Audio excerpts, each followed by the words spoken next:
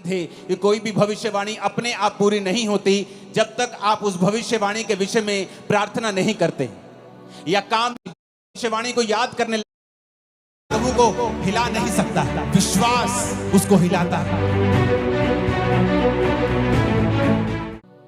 Bible कहती जब Israeli लोग प्रार्थना कर रहे थे कि परमेश्वर हमें राजा की गुलामी से छुड़ा, क्योंकि वचन कहता है कि राजा ने उन्हें कठिन कठिन कामों से उनकी जिंदगी को दुखी कर दिया था, बोझ के नीचे उनकी जिंदगी को कर दिया था। और वचन कहता है कि वो परमेश्वर की भविष्यवाणी को याद करने लगे कि प्रभु ने कहा था कि 400 साल के बीतने के बाद मैं अपने लोगों को मिस्र से छुड़ा लूंगा। वो प्रार्थना करने लगे जब 430 साल बीत गए, जब भविष्यवाणी पूरी नहीं हुई, क्योंकि वो नहीं जानते थे कि कोई भी भविष्यवाणी अपने आप पूरी नहीं होती जब तक आप उस भविष्यवाणी के विषय में प्रार्थना नहीं करते या काम नहीं करते। इसलिए नए नियम में लिखा हुआ है कि भविष्यवाणियों को तुच्छ ना जाना जाए, और जो भविष्यवाणी तेरे विषय में की गई हैं उनके अनुसार तू एक अच्छी लड़ाई को लड़े। पौलुस ने अपने बेटे, अपने स्पिरिचुअल संत मिथ्यू से यह कहा। इसका मतलब भविष्यवाणियां अपने आप पूरी नहीं होती जब तक कि उन भविष्यवाणियों के विषय में लड़ा ना जाए। और हमारी लड़ाई इंसानों से नहीं, किसी पार्टी से नहीं, किसी धर्म से नहीं, बल्कि शैतान से है। और हम परमेश्वर के सामने भी प्रार्थना में लड़ते हैं, जिस तरह याकूब लड़ा था और जीत गया था। तो वचन कहता है कि हमें प्रार्थना करना जरूरी है, और उन भविष्यवाणियों के विषय में जो हमारे लिए की गई हैं उनके लिए भी हमें लड़ना जरूरी है, यानी प्रार्थना में फाइट करना जरूरी है। तो वचन कहता है कि जब वो फंस गए वहां पर, उन्होंने प्रार्थना करनी शुरू की। जब उन्होंने प्रार्थना करनी शुरू की तो परमेश्वर ने अपने दास को भेजा, उन्होंने मूसा को भेजा। और बाइबल कहती है मूसा के वचनों के ऊपर जिन्होंने मन लगाया और यह विश्वास किया कि मूसा अपने आप से नहीं आया है, मूसा परमेश्वर की ओर से आया है, और जो परमेश्वर की ओर से ये वचन कहेगा हम उस वचन के ऊपर यकीन करेंगे और हमारी जिंदगी सेम नहीं रहेगी और हम गुलामी से छुड़ाए जाएंगे। वो गुलामी चाहे बीमारी की हो, वो गुलामी चाहे शैतान की हो, वो गुलामी चाहे मानसिक हो, डिप्रेशन की हो, वो गुलामी किसी भी तरह की हो सकती है आपकी लाइफ में। लेकिन वचन ये कहता है कि जब आप परमेश्वर के वचन को सुनते हैं और फैसला कर लेते हैं कि आज से मैं अपना दिल दिमाग परमेश्वर के वचनों के ऊपर लगाऊंगा, तो वचन कहता है वो गुलामी नहीं रहती। परमेश्वर आपको बंधनों से छुड़ाता है और गुलामी से छुड़ाता है। और उस वचन को जो उसने मूसा को दिया था और लोगों को छुड़ा लिया था, आज मेरा विश्वास है कि परमेश्वर जो वचन आपके लिए देने वाले हैं वो पूरी तरह से आपको और आपके परिवार को छुड़ा लेगा। इस मसीह जिंदगी में क्या सबसे ज्यादा जरूरी है, क्या है सबसे ज्यादा इंपॉर्टेंट हमारी लाइफ में? आज जितने क्रूसेड्स आज तक मैंने किए हैं, मैं one of the most important word मैं आज आप लोगों के लिए लेके आया हूं। कल रात से मैं परमेश्वर की प्रेजेंस में था, अपने परिवार के साथ नहीं था, और प्रभु से कह रहा था कि परमेश्वर तेरा आत्मा मुझ पे जाहिर करे कि तू अपने लोगों से क्या कहना चाहता है। तो वचन कहता है याकूब 5 उसकी 16 से 20 आयत में, इसलिए तुम आपस में एक दूसरे के सामने अपने अपने पापों को मान लो और एक दूसरे के लिए प्रार्थना करो जिससे चंगे हो जाओ। धर्मी जन की प्रार्थना के प्रभाव से बहुत कुछ हो सकता है। एलिया भी तो हमारे समान दुख सुख भोगी मनुष्य था, और उसने गिड़गिड़ाकर प्रार्थना की कि मेह ना बरसे, तो 3.5 साल बारिश यानी मेह नहीं बरसा। फिर उसने प्रार्थना की, आकाश से वर्षा हुई और भूमि फलवंत हुई।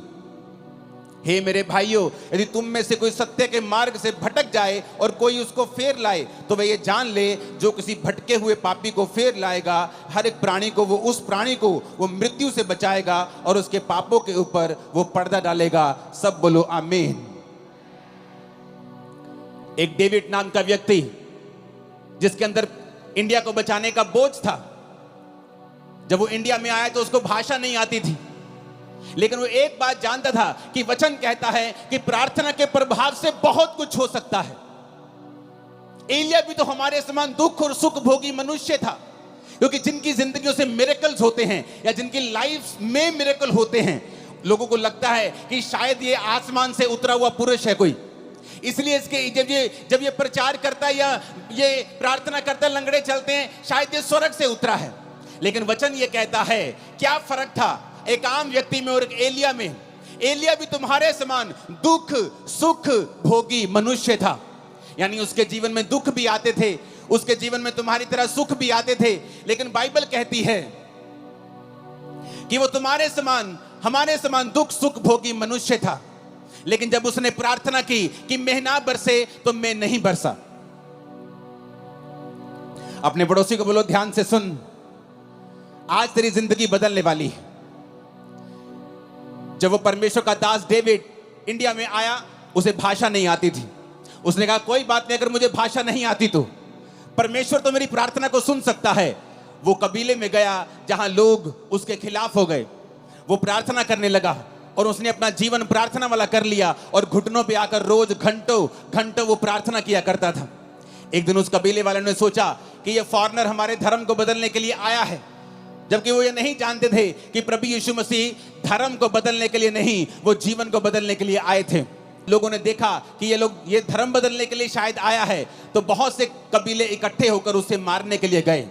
जब उसे मारने के लिए गए, जहां जंगल में वो प्रार्थना कर रहा था, उसके सामने खड़े हो गए और जब उसे मारने लगे तो सांप उन लोगों के सामने आ गए और सांपों ने उन लोगों को इस डेविड को मारने नहीं दिया। डेविड बहुत लंबा समय नहीं जिया, जल्दी खुदा के पास गया, लेकिन उसकी सेवकाई एक प्रार्थना की सेवकाई थी। और हिस्ट्री कहती है कि उस प्रार्थना के कारण जो उसने रोज रोज परमेश्वर के सामने की, परमेश्वर ने उस कबीले के ऊपर दया की और एक बड़ी बेदारी दी। आज वो सब लोग परमेश्वर में हैं, मसीह में हैं, सच्चाई को जान चुके हैं। जॉन हाइडी नाम का इंसान, जिसे जॉन हाइडी ऑफ इंडिया कहते हैं, जबकि वो इंडियन नहीं था, वो एक अमेरिकन इंसान था। और उसके अंदर एक बोझ पैदा होता है कि मैं जाऊंगा और जो लोग बचे नहीं हुए, जो लोग परमेश्वर में नहीं हैं, जो सच्चाई नहीं जानते, मैं जाऊंगा और उन लोगों को बचाऊंगा। लेकिन उसने प्रार्थना करनी शुरू की। रोज वो 14-14 घंटे वो प्रार्थना करता था। इतनी वो प्रार्थना करता था कि एक दिन जब वो बीमार हो गया, डॉक्टर के पास उसे लेके गए तो डॉक्टर ने बताया कि आप एक जगह जैसे झुक के जब प्रार्थना करते हैं, आपने इतनी लंबी लंबी प्रार्थनाएं की हैं कि आपका हार्ट जो है वो शिफ्ट हो चुका है और अपनी जगह से थोड़ा दूर जा चुका है, इसलिए आप बीमार हैं। आपके हार्ट की थोड़ी पोजीशन जो है वो चेंज हुई है, आपकी बॉडी में इतने बदलाव हुए हैं। लेकिन डॉक्टरों के कहने के बावजूद भी वो प्रार्थना करता रहा, रोज प्रार्थना करता रहा, अपने घुटनों के ऊपर प्रार्थना करता रहा। और एक समय ऐसा आया कि परमेश्वर ने जिस इलाके में उसको भेजा था, उस इलाके में एक बेदारी शुरू हुई। लाखों लाखों करोड़ों लोग परमेश्वर में आने शुरू हुए। जब आज आप उन इलाकों में जाकर देखेंगे तो 100%, 90% लोग मसीह में आ चुके हैं और परमेश्वर को ग्रहण कर चुके हैं। कारण क्या? एक व्यक्ति ने बाइबल के वचनों को समझा। उसने समझा कि एलिया भी हमारे समान दुख और सुख भोगी मनुष्य था, लेकिन उसने फैसला किया कि मैं प्रार्थना करूंगा। एलिया कहां नजर आता है? एलिया कहीं नजर नहीं आता बाइबल में एकदम से आपको। वो कहीं ऐसा नहीं है कि बाइबल में जब पहला राजा की पुस्तक शुरू होती है, दाऊद का जिक्र होता है। दाऊद के बाद पहले शाऊल राजा बनता है, उसके बाद दाऊद राजा बनता है, फिर सुलेमान राजा बनता है, सुलेमान के बाद उसके बेटे राजा बनते हैं, उसके पोते पड़पोते राजा बनते हैं। परमेश्वर में खड़े नहीं रहते, वो गिर जाते हैं। तब तक भी एलिया का जिक्र नहीं आता। लेकिन जब बाइबल कहती है पहला राजा 17 में जब एलिया का जिक्र आता है, पहला राजाओं 17 उसकी 1 से 6, तिशबी एलिया जो गिलाद के परदेशियों में से था, उसने अहाब से कहा।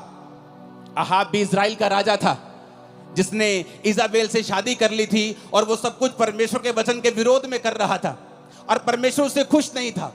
वचन कहता है कि एलिया एकदम से पहला राजा उस 17 में प्रकट होता है। उससे पहले एलिया की कोई जानकारी नहीं थी। एलिया कोई वीआईपी इंसान नहीं था। एलिया कोई राजाओं के खानदान से नहीं था। एलिया किसी प्रॉफिट्स के खानदान से नहीं था। लेकिन एकदम से वो प्रकट होता है और ये कहते हैं तिशबी एलिया। जैसे हम बोलते हैं वो पहाड़ी आदमी, वो पंजाबी आदमी, वो हरियाणवी आदमी, वो यूपी का भाई, वो बिहारी आदमी, उसी तरह कहते हैं तिशबी एलिया एकदम से प्रकट होता है। इजराइल के परमेश्वर के नाम में शपथ खाकर वो राजा के सामने जाके बोलता है कि राजा मेरे कहे बिना ना तो बारिश आएगी ना तो ओस पड़ेगी। लेकिन उससे पहले वो एक बात और कहता है एक आयत में तिशबी एलिया जो गिलाद के परदेशियों में से था, उसने अहाब से कहा इजराइल का परमेश्वर यहोवा जिसके सम्मुख में उपस्थित रहता हूं। एलिया कहता मैं आया हूं राजा, उस परमेश्वर के सामने जिसके सामने मैं उपस्थित रहता हूं। ऐसा जन जिसके कहने से आसमान बारिश देना बंद कर गया 3.5 साल। एक ऐसा पुरुष जिसने प्रार्थना की और आसमान खुल गया फिर 3.5 साल बाद। वो पुरुष जो कोई वीआईपी नहीं था, किसी राजाओं के खानदान से नहीं था, किसी प्रॉफिट से खानदान से नहीं था, एक आम आदमी। एकदम से पहला राजाओं 17 में उसका जिक्र होता है कि तिशबी एलिया नाम का एक पर्सन सीधा राजा के सामने जाके हियाव के साथ हौसले के साथ खड़ा होता है और कहता है, राजा उस परमेश्वर की शपथ जिसके सामने मैं उपस्थित रहता हूं। आज कौन लोग बंधनों में हैं? कौन लोग गरीबी के बंधन में हैं, बीमारियों के बंधन में हैं? कौन लोग हैं जिनको शैतान सताता है? ये वो लोग हैं जो परमेश्वर के सामने घुटनों को नहीं टेकते हैं, जो एक दिन तो प्रार्थना करते हैं, दूसरे दिन प्रार्थना करना छोड़ देते हैं, जो एक दिन तो चर्च जाते हैं, उसके बाद दूसरे संडे छुट्टी कर लेते हैं, जिनको ये नहीं मालूम कि आपके पास एक पावरफुल हथियार है, प्रार्थना करने का हथियार। आपके पास अधिकार है। आपके प्रार्थना के प्रभाव से बाइबल कहती है बहुत कुछ हो सकता है। लेकिन आज शैतान ने विश्वासियों को भटका दिया है। आपका फोन आपकी प्रार्थना का स्थान ले चुका है। आपका व्हाट्सएप, आपकी फेसबुक और इंस्टाग्राम आपकी प्रार्थना का स्थान ले चुका है। जब भी आप प्रार्थना करने के लिए बैठते हैं, आपको काम याद आता है, आपको व्हाट्सएप याद आता है, आपकी मम्मी आपको कॉल करने लगती है, आपकी बेटी आपको तंग करने लगती है, क्योंकि शैतान नहीं चाहता आप प्रार्थना करें। तिशबी एलिया, बाइबल कहती है, एक आम इंसान था। आप सोचते मैं एक आम इंसान हूं, मैं कैसे अपनी जिंदगी को बदल सकता हूं? मेरा परदादा भी गरीब था, मेरा दादा भी गरीब था, मेरा बाप भी दिहाड़ी करता था, मैं भी गरीब हूं, तो परमेश्वर मुझे कैसे, हमारे परिवार में इतने सालों से चल रहा, कैसे बदल सकता है? लेकिन वचन कहता है एलिया भी तुम्हारे समान दुख और सुख भोगी मनुष्य था, लेकिन जब उसने प्रार्थना की बेना बरसे तो मेह नहीं बरसा, जब उसने प्रार्थना की मेह बरसे तो मेह बरसा। ऊंची आवाज में बोलो हालेलुया। हम प्रार्थना के महत्व को समझते हैं। एक पास्टर प्रार्थना कर रहा था और काम कर रहा था। बहुत साल उसने सेवा की, लेकिन इतने रूहें नहीं बचा पाया। उसको आंखों का रोग हो गया। जब आंखों का रोग हो गया, उसने कहा अब तो मैं सेवा नहीं कर सकता, लेकिन मैं प्रार्थना करूंगा। और उसने प्रार्थना करनी शुरू कर दी। जब उसने प्रार्थना करनी शुरू की, परमेश्वर ने एक पास्टर, 2 पास्टर भाई थे, उनके दिल में डाला कि वो जाएं और उस जगह के ऊपर प्रचार करें। और हिस्ट्री बताती है कि जब उसने प्रार्थना की तो रिवाइवल शुरू हुआ। वो 16-16 घंटे, 14-14 घंटे रोज प्रार्थना करता था। और उस जगह पे जब रिवाइवल आया तो 1 लाख लोग रोज यीशु मसीह को अपना जीवन देने लगे और पूरा इलाका परमेश्वर में आ गया। कारण प्रार्थना। कारण ये नहीं था कि वो दुनिया के बेस्ट बाइबल स्कूल में पढ़े थे या वो दुनिया के सबसे ऊंची यूनिवर्सिटी में पढ़े थे। उन्होंने बाइबल के वचन को समझ लिया था कि जब तू प्रार्थना करेगा मैं रास्तों को खोलूंगा, मांगो तो दिया जाएगा। उन्होंने समझ लिया था कि अगर मेरी जिंदगी में जो कुछ नहीं है, इसका कारण यह है कि हमने प्रार्थना नहीं की। जॉन हैडी, जिसकी वजह से पूरे का पूरा इलाका, पूरे की पूरी स्टेट्स परमेश्वर में है, वो कहता था आज प्रार्थना करने वाले लोग बहुत कम हैं और रोने वाले प्रार्थना में उससे भी कम हैं और आहें भरने वाले प्रार्थना में तो है ही नहीं है।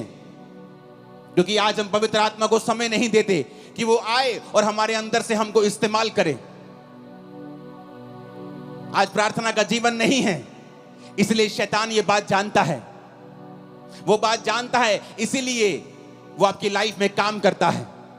लेकिन वचन ये कहता है अगर आप इस प्रार्थना की पावर को समझ जाएंगे, अगर आप समझ जाएंगे आपके पास एक अधिकार है और आप परमेश्वर से प्रार्थना कर सकते हैं, जब तक वो उत्तर ना दे तब तक प्रार्थना कर सकते हैं, आपकी लाइफ कभी भी सेम नहीं रहेगी। मेरी लाइफ में मसीह में आने के कितने साल बाद भी जब मेरी लाइफ में चंगाई नहीं थी और मैं सेवकाई में आ चुका था, तो पवित्र आत्मा मुझे एक ही बात बोलता था कि तुझे पवित्रताई में रहना है, क्योंकि पवित्रताई में रहने से तो अपनी जिंदगी का बड़े से बड़ा अटैक खत्म कर सकता है।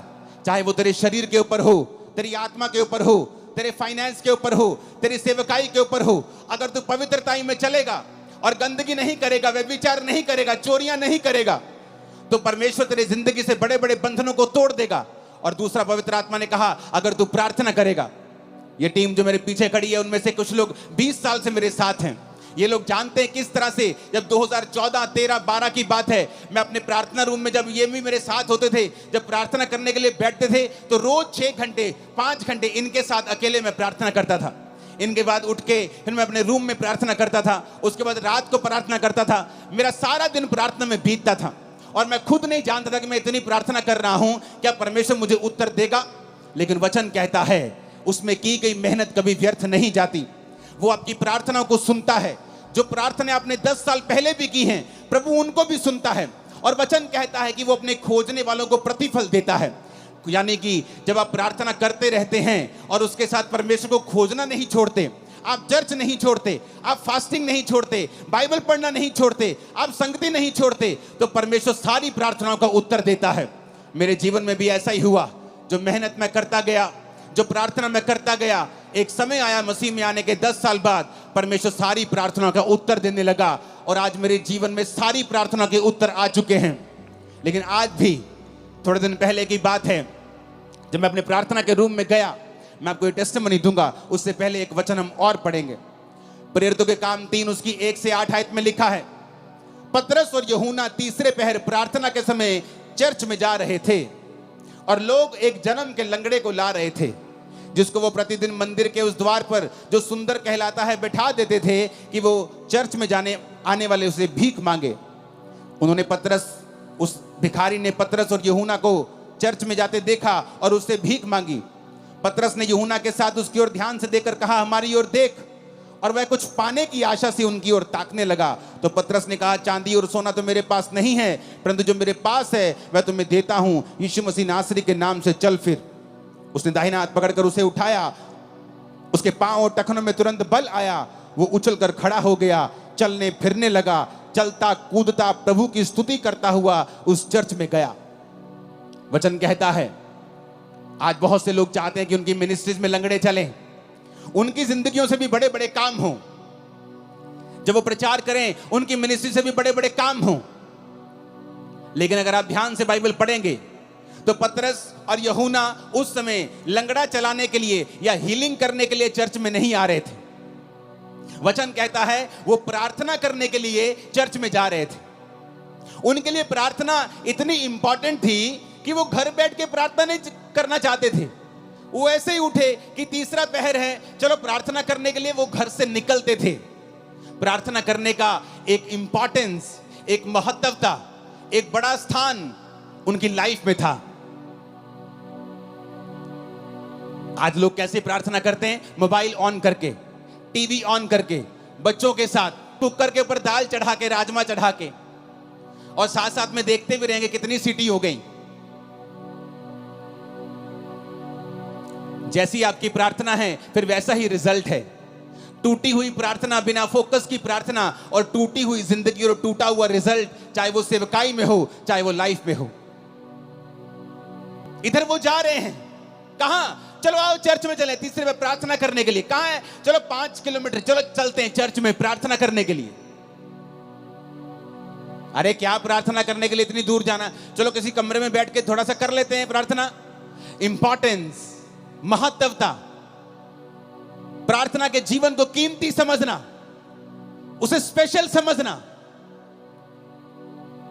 अफ्रीका के जाके हिस्ट्री देखो, जिन पास्टर्स ने उन्हें बदला है वो अपनी जिंदगी में 90-92% अपना पैसा परमेश्वर को देते, सिर्फ 8% रखते थे अपने पास। 14 घंटे रोज प्रार्थना करते थे और बोलते थे कि जिस पास्टर की प्रार्थना 8 घंटे से कम है वो अपने आप को फुल टाइम पास्टर बोलना बंद कर दे। और बोलते थे कि जब हम प्रार्थना नहीं करते थे, जोर जोर से बोलते थे, लोग समझते नहीं थे। जब हम प्रार्थना करके जाते थे तो हम जो भी बोलते थे लोगों के हृदय में जाता था और लोग चेंज होते थे। कारण क्या? प्रार्थना। पतरस और यूहन्ना प्रार्थना करने के लिए जा रहे हैं। कोई लंगड़ा चलाने के लिए नहीं जा रहे, हीलिंग करने के लिए नहीं जा रहे, प्रार्थना करने के लिए जा रहे हैं। और रास्ते में लंगड़ा मिलता है, उनकी ओर देखता है और पैसे की आशा से, कुछ पाने की आशा से देखता है। वो कहता है भाई साहब पैसा तो मेरे पास नहीं है, हाँ चर्च का पड़ा होगा बहुत, लेकिन मेरे पास तो अपना नहीं है पर्सनल, मैं तुझे पैसा तो नहीं दे सकता, लेकिन वो दे सकता हूं जो तुझे सबसे अधिक चाहिए। यीशु मसीह नासरी के नाम से उठ और चल फिर।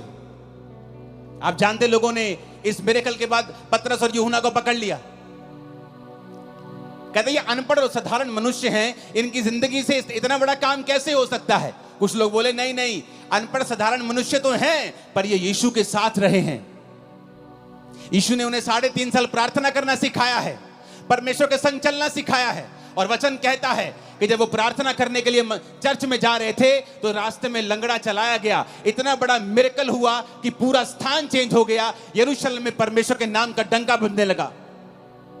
कारण प्रार्थना। ऊंची आवाज से बोलो प्रार्थना। नहीं, ऊंची आवाज में, सबसे ऊंचा बोलो प्रार्थना। प्रेरितों के काम 16 उसकी 13 से 15 आयत में लिखा है, सब्त के दिन हम नगर के फाटक के बाहर नदी के किनारे ये समझकर गए कि वहां प्रार्थना करने का स्थान होगा, और वहां बैठकर उन स्त्रियों से जो इकट्ठी हुई थी बातें करने लगे। लुदिया नामक थुआतीरा नगर की एक बैंगनी वस्त्र बेचने वाली एक भक्त स्त्री सुन रही थी, और प्रभु ने उसका मन खोला कि पौलुस की बातों पर वो मन लगाए। उसने अपने घराने समेत उससे बपतिस्मा लिया और विनती की, यदि तुम मुझे प्रभु की विश्वासनी समझते हो तो चलकर मेरे घर में रहो, और वह उन्हें मना कर ले गई। अब यहां पर क्या होता है, यहां पर पौलुस नगर के फाटक के बाहर इसलिए जा रहा है। पुराने टाइम में नगर में फाटक होते थे, शहर बनाई होती थी या फाटक होते थे, तो वो फाटक के बाहर जाना चाहता था, नगर के बाहर, ताकि वो वहां पर प्रार्थना कर सके। नगर के अंदर भी प्रार्थना वो कर सकता था, लेकिन क्यों आज प्रेरितों के काम वाले मिरेकल्स चर्चिस में नहीं होते हैं? क्योंकि वैसी इंपॉर्टेंस परमेश्वर को चर्चों में नहीं दी जाती है। पास्टर्स की लाइफ में भी वैसी इंपॉर्टेंस प्रार्थना की नहीं रही जैसे प्रेरितों के टाइम में हुआ करती थी। वो प्रार्थना किसी घर में भी कर सकते थे, लेकिन बाइबल कहती शाम को स्पेशल वो उठ के गए नगर से बाहर। तब ऐसा भी नहीं था कि गाड़ियां थी, बड़ी बड़ी गाड़ियां थी कि 10 मिनट लगेंगे, चलो गाड़ी में चलते हैं। चल के जाते थे, गधों पे जाते थे, घोड़ों पे जाते थे लोग। तो वचन कहता है कि वो नगर के फाटक के बाहर नदी के किनारे ये समझ के गए कि यहां कोई प्रार्थना करने का स्थान होगा। आओ हम कहीं अकेले एकांत में, जहां कोई हमें देखे ना, हम बैठकर परमेश्वर के सामने प्रार्थना कर सकें। पौलुस को किसी चीज की जरूरत नहीं थी, कोई उसको बीमारी नहीं थी, उसको कोई बरकत नहीं चाहिए थी, लेकिन परमेश्वर के साथ एक रिलेशनशिप, प्रभु के साथ एक संबंध, प्रार्थना उसका रिजल्ट है कि जब आप परमेश्वर के साथ जुड़ जाते हैं, आप रोज उसके साथ समय बिताना चाहते हैं। और वो जा रहा है नगर के बाहर, और नगर के बाहर नदी के किनारे कि यहाँ कोई प्रार्थना करने का स्थान होगा। और वहां पर उसे एक औरत मिलती है जो बहुत अमीर थी, बहुत ही ऐसी औरत जिसका समाज में एक प्रभाव था। और वो परमेश्वर के वचन जब वो बातें करने लगता है, ये समझ गया कि यहाँ कोई नहीं होगा, लेकिन वहां पे बहुत सी औरतें होती हैं। तो पौलुस प्रचार करने लगता है, और वो औरत भी ध्यान से सुनने लगती है। और जैसे जैसे वो सुनने लगती है, परमेश्वर का आत्मा उसे छूता है, और जब उसको छूता है उसका घराना और वो बपतिस्मा लेने लगते हैं, और बपतिस्मा लेके पौलुस को अपने घर ले जाते हैं। हमें क्या शिक्षा मिलती है यहां से? कि पौलुस भी प्रचार करने के लिए वहां नहीं गया, पौलुस भी प्रार्थना करने के लिए वहां जा रहा था। लेकिन जब वो प्रार्थना करने के लिए वहां जा रहा था तो वहां उसे प्रचार करने का मौका मिला। पतरस भी प्रार्थना करने के लिए चर्च में जा रहा था, लेकिन वहां उसे चंगाई करने का मौका मिला। तो हम क्या देखते हैं? वो सेवकाइयां जिनकी सेवकाइयों से ज्यादा हीलिंग्स होती हैं, और रूहें भी उन्हीं सेवकाइयों में बचती हैं जिन्होंने प्रार्थना को प्रथम स्थान दिया हुआ है, जिनकी जिंदगी में प्रार्थना प्रथम स्थान के ऊपर है। जो लंगड़ा चलाने के लिए प्रार्थना नहीं कर रहे, वो प्रार्थना करने के परमेश्वर के सामने उन्हें जाना है। वो प्रचार करने के लिए बाइबल नहीं पढ़ रहे, वो पढ़ रहे हैं क्योंकि परमेश्वर के साथ उन्हें समय बिताना है। और प्रार्थना करने के लिए नदी के किनारे कहीं बाहर जा रहा है, और परमेश्वर उसे वहां पर मौका देता है कि वो प्रीच करे। यानी रूहें भी प्रार्थना करने का रिजल्ट है, रूहें बचना, और चंगाई भी प्रार्थना करने वाली मिनिस्ट्री का ही रिजल्ट है। आज हम भूल चुके हैं। एज ए बिलीवर हमारा पहला काम है परमेश्वर के सामने रोज जाना और प्रार्थना करना, क्योंकि शैतान कुछ भी करेगा, आपकी प्रार्थना के जीवन को वो खत्म करने की कोशिश करेगा। क्योंकि जिस दिन आपकी प्रार्थना लग गई, प्रार्थना में ब्रेक लग गई, उस दिन जीसस से आपकी ब्रेक लग गई। A break in prayer, a break in Jesus. प्रार्थना में ब्रेक का मतलब है जीसस से ब्रेक लग जाना। शैतान ये बात को जानता है। बाइबल पढ़ के देख लो, जहां जहां प्रार्थना हुई वहां वहां परमेश्वर ने बहुत सी चीजों को बदला है। जिन्होंने प्रार्थना नहीं की वो विष मांगते रह गए हैं। आपका परमेश्वर परमेश्वर है, वो जीनी नहीं है कि आप उस रगड़ेंगे और वो निकलेगा और आप कहेंगे मुझे ये चाहिए। वो परमेश्वर है, उसका वचन कहता है मांगो तो दिया जाएगा, ढूंढो तो तुम पाओगे, खटखटाओ तो तुम्हारे लिए खोला जाएगा। तुमने कंप्लेंट की है अपने पास्टर से, अपने पति की, कि ये नशा करता है, अपने बेटे की नशा करता है, लेकिन कभी प्रार्थना नहीं की। हाँ मैंने की है प्रार्थना। कितनी देर? आधा घंटा। एक बार की? अच्छा रोज की? हाँ मैंने 2 महीने की। उसके बाद मैंने प्रार्थना करनी बंद कर दी। मैं चर्च में भी कम जाती हूँ, कभी कभी जाती हूँ बड़ी मीटिंग में, लेकिन मैं पास्टर को रोज फोन करके तंग करती हूँ कि मेरे लिए, मेरे बेटे के लिए प्रार्थना करना। वचन कहता हर एक व्यक्ति अपना बोझ स्वयं उठाएगा। आपका पास्टर आपको वचन देगा, हाँ वो आपके बेटे के लिए प्रार्थना भी करेगा, लेकिन परमेश्वर ने आपकी ड्यूटी लगाई है, तू बच, तेरा घराना बचाया जाएगा। तू कैसे बचेगा, तू कैसे बचेगी अगर तेरी प्रार्थना जीरो है तो? एक आदमी को परमेश्वर ने कहा मैं तुझे इस्तेमाल करूंगा, इस जगह पे, इस नगर में, मैं इस देश में तुझे इस्तेमाल करूंगा। वो चला गया। पवित्र आत्मा ने कहा प्रार्थना करनी पड़ेगी। प्रार्थना करता था रोज, क्योंकि उसको चर्च से पैसा नहीं लेना था, तो वो शाम तक काम करता था, शाम के बाद आता था और प्रार्थना करता था। जब कुछ साल रिजल्ट नहीं आया तो उसने फैसला किया कि अब मैं काम नहीं करूंगा, अब मैं सिर्फ प्रार्थना करूंगा। तो परमेश्वर ने उसका कुछ इंतजाम किया, कुछ रिटायरमेंट का इंतजाम किया, पैसों का इंतजाम किया कि वो 24 घंटे प्रार्थना कर सके, और वो लगातार उस देश के लिए प्रार्थना करने लगा। 7 साल के बाद जब वो लगातार प्रार्थना करने लगा, उस देश में एक लॉ पास हो गया, सारे वेश्या के अड्डे, सारी दारू की दुकानें बंद हो गईं, और देश के 99% लोगों ने परमेश्वर को ग्रहण कर लिया। उसकी इंटरव्यू हुई, लोग उसके पास आके पूछने लगे क्या किया आपने, आपने ऐसा क्या किया कि ये सारे लोग परमेश्वर में आ गए? उसने कहा आओ मैं तुम्हें दिखाता हूं। वो अपने प्रार्थना के कमरे में उन्हें ले गया, और लकड़ी का कालीन था, सॉलिड लकड़ी का, और उसमें घुटनों के निशान पड़े हुए थे। उसने कहा ये मेरा मूल्य है परमेश्वर के सामने, जो मैंने इन लोगों के लिए प्रार्थना की है, और परमेश्वर ने मेरी प्रार्थना को सुना है। आप अकेला प्रचार करेंगे बिना प्रार्थना के, बिना प्रभु की हुजूरी के, लोगों के हृदय कभी छिदेंगे नहीं, वो कभी परमेश्वर को ग्रहण नहीं कर पाएंगे, कभी परमेश्वर के वचन को समझ नहीं पाएंगे। आपको पवित्र आत्मा की फायर और ताकत चाहिए आपके प्रचार के पीछे, कि वो लोगों के हृदयों में जाए, और वो आज से वायदा करके जाए कि परमेश्वर आज से कुछ भी हो जाए, मैं रोज प्रार्थना करूंगा, घंटों घंटों प्रार्थना करूंगा, तेरी हजूरी में आऊंगा, और मैं आपको वायदा करता हूं अगले कुछ महीनों और सालों के अंदर अंदर वो आपको छुड़ाएगा और सबसे ऊंचे स्थान के ऊपर लेके जाएगा। वो आपकी बेइज्जती को पूरी लाइफ के लिए खत्म कर देगा, आपकी लाइफ में नई शुरुआत को वो देगा। आमीन। ऊंचा और खतरनाक वाला चाहिए चर्च।